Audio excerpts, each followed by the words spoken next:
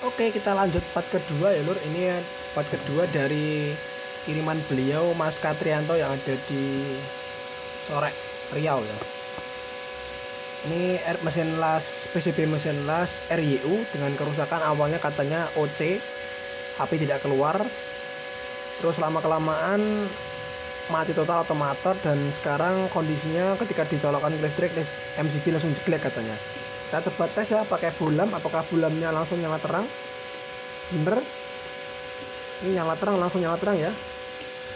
Padahal belum ada beban apa-apa di sini. Dan PSU pun nggak nyala sama sekali. Lampu power nggak nyala ya, karena dia udah pasti short atau sudah pasti konslet bagian primer power supply-nya. Ya, nggak nyala sama sekali, matot ya total. Ini kemungkinan kerusakan ada di PSU atau kemungkinan kerusakan ada di IGBT-nya yang menyebabkan dia short ataupun menyebabkan dia mati total ya, nggak nyala sama sekali. Bisa ada dua kemungkinan. Yang pertama dari IGBT-nya ada yang bocor antara kaki kolektor dan emitornya, entah itu yang high set maupun yang low setnya, ataupun dari power supply-nya ini, power supply FBT atau seringnya nyebutnya power supply FBT ya, karena dia sistemnya seperti gadun. Power supply-nya untuk PWM yang 24 volt dan 15 volt atau 12 voltnya. Langsung aja cek satu persatu kerusakannya di mana. Kita kosongkan dulu, tadi sempat mengisi elko ya, tadi bulannya sempat redup menandakan ada arus yang masuk ke elko. Kita kosongkan dulu untuk jalur primernya, jangan sampai kesetrum ya, ini bahaya ini soalnya. Pastikan udah kosong. Oke, tak coba lagi, kita benar-benar kosongkan dulu ya, jangan sampai ada yang kesetrum gara-gara ini. Tegangannya sangat tinggi soalnya ya. Oke, udah kosong ya, 0. Kita coba solder dulu. Biasanya ini ada ada lemnya, ada pelindungnya soalnya, jadi biasanya nggak bisa connect. Kita coba lagi kosongkan dulu lur, biar aman ya. Oke, udah bener-bener aman, nggak ada tegangan sama sekali. Kita pastikan lagi tegangannya sudah 0. Kita langsung cek ya. Untuk IGBT nya kita langsung cek pakai multimeter apakah ada short ya, apakah ada short di jalur IGBT nya. Kita pakai mode dioda. Sorry lur, ini agak berantakan omongan saya karena juga full antrian ini, saya nggarap sendirian. Biasanya ada teman saya karyawan ya, teman saya itu Mas Rafael itu masih pulang kampung, belum balik ke Semarang ya. Kita coba cek antara kaki kolektor dan emitornya, dia short ya, beneran short ya, 0 sampai 0. Kita coba yang sebelahnya, ini tadi yang high set ya, yang sebelah sini, yang RYU yang heatsink IGBT paling besar itu yang high setnya, karena dia kolektornya dapat positif. Yang ini emitornya dia dapat ground atau negatifnya SGND, negatif elko primer ya. Kita cek lagi. Oke, short lagi. Kita pindah sebelahnya. Yang sebelahnya nggak short lur. Yang sebelahnya juga short ya, sama aja. Kaki kolektor apakah short? Enggak ya. Oh, short juga ternyata. Jadi semuanya short ini ternyata ini. Semuanya short ternyata. Kaki GCE, gate kolektor emitter di kedua IGBT short semua. Kita coba cek ya untuk dioda outputnya apakah juga short, karena biasanya IGBT jebol atau bocor short itu ada penyebabnya ya. Ya dari PWM-nya yang belum normal, karena gejala awal ini PWM-nya OC ya, atau overcurrent protection-nya aktif, tidak keluar tegangan, terus lama kelamaan dinyalakan IGBT langsung jebol. Berarti kan ada kemungkinan kerusakan tuh berawal dari PWM yang tidak stabil, PWM-nya naik turun ya, anjlok naik, gampangnya tidak stabil PWM, jadi menyebabkan IGBT-nya kerjanya semakin berat, overload maksudnya. Kita coba cek untuk diodanya apakah diodanya short. Ini di jalur ersan ya, ini ground output, dan kita balik probe merah di negatif, probe hitam di katoda dioda atau hedging dioda. Dioda masih aman, nilainya 0,3598, masih bagus ini ya, di bawah 500, di atas 200 ya, masih bagus. Langsung aja kita copot dulu untuk IGBT nya ini, nanti kita cek lagi nyalakan apakah PSU nya masih normal atau enggak. Dan kita normalkan dulu untuk bagian PWM nya, jangan sampai nanti diganti IGBT PWM masih bermasalah.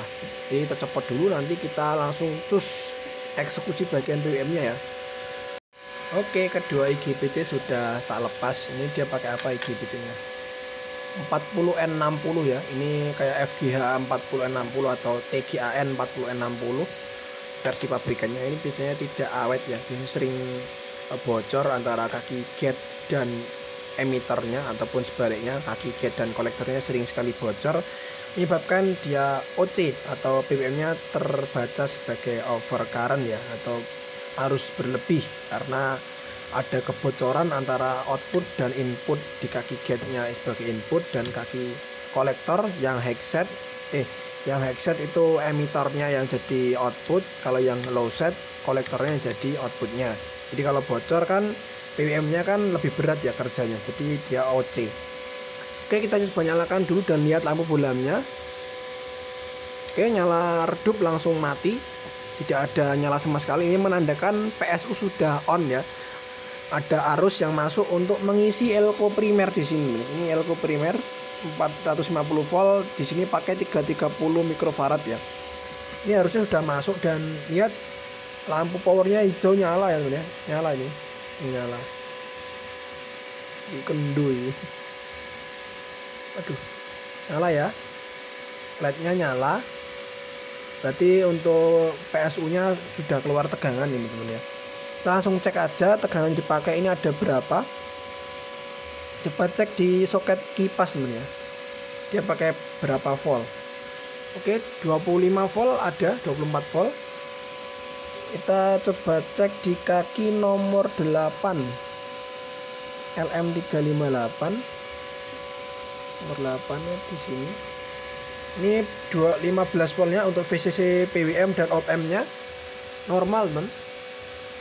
Kita cek coba di kaki drainnya MOSFET, dual MOSFET 4606 atau 4688 ini. Sebenarnya tegangannya normal ya, 8,5 volt. Ini sudah keluar frekuensi harusnya, tapi tetap nanti kita ganti ya untuk PWM-nya. Untuk PWM-nya nanti tetap kita ganti baru original ya, SMD SG3525, untuk mengantisipasi hal-hal yang tidak diinginkan atau mengantisipasi kerusakan yang sama, dikarenakan sebelumnya itu kerusakan awal karena OC ya. Dikarenakan OC terus lama-lama tidak keluar api, kemudian IGBT terakhir jebol ini tadi. Jadi untuk mengantisipasi, walaupun ini dicek normal ya, kita kan juga nggak tahu dalamannya internalnya SG3525 itu semikonduktornya mungkin beberapa saat normal, beberapa saat dia putus atau tidak bekerja ya, jadi menyebabkan OC atau bebannya kurang stabil. Ini sebenarnya kalau dicek secara ideal seperti ini dia normal, tapi nanti nggak tahu ketika si PWM KA35 atau SG3525 dipakai untuk beban las, kita nggak tahu apakah dia naik turun atau tidak stabil ketika terkena panas tinggi ya teman ya. Jadi nanti kita ganti untuk PWM nya nanti ya. Kita cek dulu untuk kaki nomor 15 KA3525 ini harusnya ada VCC ya, normal, karena tadi tegangan drainnya ini keluar normal, keluar setengah dari tegangan input drivernya yaitu 15 volt, ini tadi 8 volt ya, setengah lebih sedikit lah. Itu menandakan harusnya frekuensi sudah keluar, tapi tetap saya ganti nanti untuk PWM nya teman ya. Sudah sering saya jelaskan di video-video sebelumnya, ketika ada masalah di PWM langsung aja ganti PWM KA35 atau KA3525 atau SG3525, dan kita pastikan juga untuk op-amp nanti normal juga, nggak ada masalah di bagian feedback kontrol arusnya, karena kalau ada masalah nanti PWM juga tidak stabil untuk output current-nya teman ya. Current sense-nya, sense current-nya gitu. Coba cek di kaki nomor 16 ini ada 5 volt harusnya, VRF ya. Oke, ada. Kaki nomor 8 Ini harusnya dia feedback dari termistor dan jalur MCR SCR ya, MCR 16 biasanya. Untuk sensor OC nya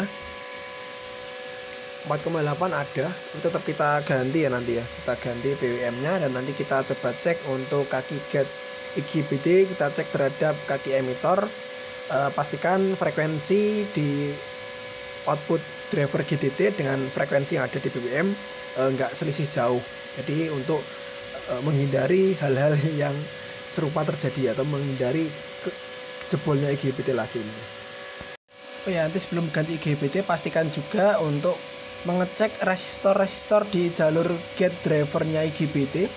Ini ada 5R1 di kaki gate-nya IGBT, dan ada 20 ohm yang diparalel dengan dioda ultrafast ini ya, dioda ultrafast pembatasnya untuk penyarah dari outputnya trafo GDT. Ini ada kapasitor 103 atau 10 nanofarad MKM. Kita cek ya kedua setnya di low maupun di high setnya.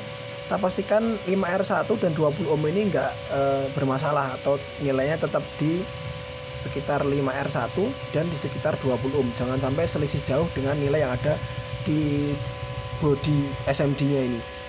Jangan lupa cek juga nilai kapasitansi dari kapasitor MKM ini 10 nanofarad, enggak boleh kurang dari 9 ya.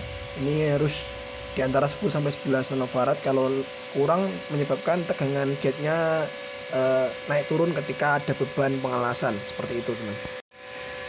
Sudah tak ganti untuk PWM-nya. Nanti kita cek untuk tegangan gate-nya. Nanti kita juga cek untuk jalur output dari PWM kaki nomor 14 dan kaki nomor 11 sebagai output A di kaki nomor 11, dan output B-nya di kaki nomor 4. Kaki nomor 11 output A, kaki nomor 14 output B-nya. Nanti cek juga kaki jalur gate-nya terhadap emitor. Oke, kita nyalakan. Nyala terang, redup langsung mati. Oke, kita cek dulu untuk jalur gate-nya IGBT ya, yang high set dulu. Grup merah kaki gate, grup hitam kaki emitor. Oke, terbaca frekuensinya 45,6 kHz ya, dan itu tegangannya 14,1 volt AC. Kita pindah ke low setnya, pastikan normal semua ya. Oke, 45,5 kHz ya, dan tegangannya sama 14,1 volt. Lanjut kita cek pakai osiloskop. Nyalakan dulu osiloskopnya, bismillahirrahmanirrahim.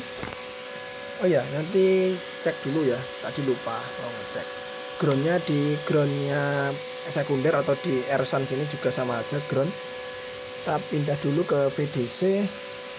Kita cek kaki nomor 16 dan kaki nomor 2 ini terhubung ya, 5 volt. Oke, stabil. Nomor 14 lur, output B PWM 6,2 volt, mantap. Kaki nomor 11 6,2 volt juga, mantap. Kaki nomor 8 4,8 volt. Oke, sudah stabil. Kita lanjut pengecekan pakai osiloskop dulu. Probe osiloskop saya siapkan dulu. Ini probe osiloskopnya agak bermasalah lur.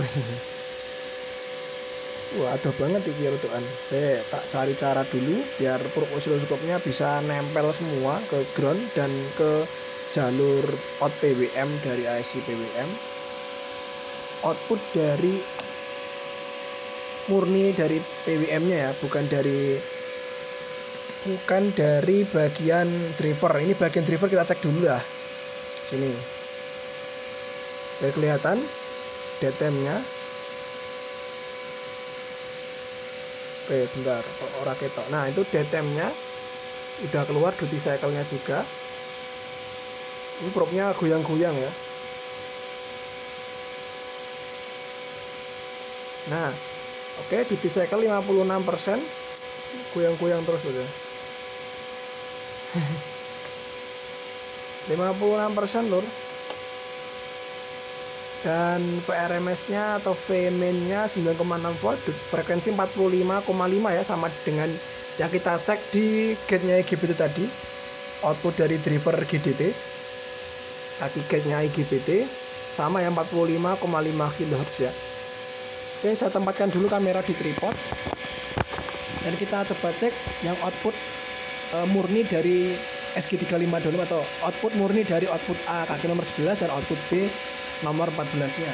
Kita lihat detailnya seperti apa. Ini kaki nomor 11 seperti itu, 45,5 kHz ya, sama. Nomor 14 output B nya warna biru. Oke, kelihatan detailnya ya, udah bagus, channel berimpitan. Yang channel 2 off, channel 1 menyusul on beberapa mikrosecond itu beberapa div setelahnya itu kecil banget ya, udah mantap lah.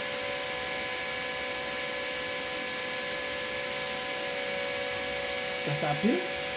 Kita lagi ke drainnya MOSFET ini drainnya MOSFET 4688 atau dual MOSFET nya yang menuju ke kaki kaki inputnya trafo GDT. Oke ya, mantap ya, sip. Tinggal kita pasang untuk IGBT. Jadi tadi sudah dipastikan frekuensi dan tegangan di IGBT sudah match sama dengan yang di PWM nya, jadi tidak selisih jauh ya antara frekuensinya. Kita pasang IGBT, nanti kita cek tegangan outputnya lur. Semoga sudah mantap. Lur, alhamdulillah sudah bisa ya. Ini tadi harus pakai drama dulu, ini IGBT nya jebol 2 kali ya. Jadi yang awal saya ganti 2 biji jebol karena diodanya short, dan yang kedua saya pasang tanpa etching jebol lagi, ternyata dioda ultrafastnya bocor loh. Tapi ketika dicek tuh normal, tapi ketika diganti baru alhamdulillah sudah normal ya, udah bisa nyala normal. Lihat bulamnya sudah tidak nyala ya. Tadi pas diodanya masih ini tuh bulamnya nyala redup, itu menandakan ada kebocoran di bagian dioda. Walaupun dioda ini dicek normal, tapi ketika dipasang itu nggak normal loh. Ini ya diodanya D9202 ini sering sekali bocor biasanya karena ampernya kecil ini ya. Ini saya ganti pakai 60U40 ya. Bentar, ini saya tunjukkan seri diodanya kayak gini. Ini seri diodanya saya ganti pakai original 60A ini ya, 60A PUD 4 60 ampere 400 volt udah tak ganti. Dan tadi sebelum diganti ya itu tadi ada kejadian memakan banyak korban IGBT. Di sini korbannya IGBT ya, ada 4, jadi ada 2 set atau 4 biji IGBT yang jebol, padahal IGBT nya baru ya. Maksudnya IGBT nya IGBT nya ori, tabutan tapi ori ya. Harganya lumayan mahal, satunya hampir 40.000. Terus jebol 4 biji ya 160.000. Tapi nggak apa-apa, alhamdulillah sudah terbayarkan karena sudah dapat ilmu baru juga ya. Jadi ketika dioda itu ketika mesin las IGBT dengan gejala Protek OC di awalnya, di kendala awal Protek OC itu pasti diodanya ada yang bocor. Dan mengapa si IGBT itu dulu sebelumnya itu jebol? Mungkin gara-gara ini ya, diodanya ultrafast itu tidak terdeteksi jika dia bocor. Jadi kadang-kadang dia normal, kadang-kadang dia bocor gitu teman-teman. Dan tadi juga saya ganti untuk op-amp-nya LM358. Ini tadi bermasalah ya, IC op-amp-nya. Juga udah tak ganti. Untuk transistor komparator di sini S850 dan transistor feedback S850 juga NPN, 2 NPN ini saya ganti semua. Dioda ini penyarat di IGBT juga saya ganti tadi, antisipasi biar lebih awet. Sekarang kita coba tes las ya. Tegangan outputnya ini ya 69,3 volt DC. Ini sudah tanpa bolam ya, ini sudah aman alhamdulillah. Sudah terbayarkan ya, ini ya, lihat.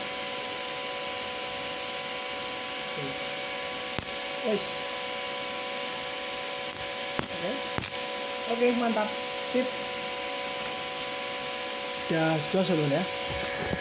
Tadi alhamdulillah amin untuk mesin las RIO ini penuh perjuangan, penuh tantangan dan penuh cobaan. Wes kono iku lah tantangan lur. Si IGBT jebol ya wis kelas wae lah, wong piye wong jenenge IGBT ini kurang rezeki yang mau. Ini alhamdulillah dapat ilmu baru, dapat pengalaman baru. Jadi ketika ada mesin inverter las IGBT khususnya ya, yang gejala awalnya itu OC atau protek ya, IGBT jebol, itu langsung ganti diodanya saja biar tidak memakan banyak korban IGBT. Begitu ya lur. Terima kasih telah menonton video ini, semoga bermanfaat. Dan ini siap kirim sama yang ini add-on ini siap dikirim nanti ya ke sore Mas Katrianto di Riau ya kalau nggak salah. Terima kasih Mas sudah memberikan kepercayaan kepada saya untuk menservis atau memperbaiki atau repair mesin inverter las. Semoga awet, tahan lama, lancar jaya, barokah, lancar rezekinya. Semoga semuanya selalu diberikan kesehatan. Terima kasih. Sampai jumpa di video selanjutnya. Kurang lebih mohon maaf. Wassalamualaikum warahmatullahi wabarakatuh. Matur nuwun.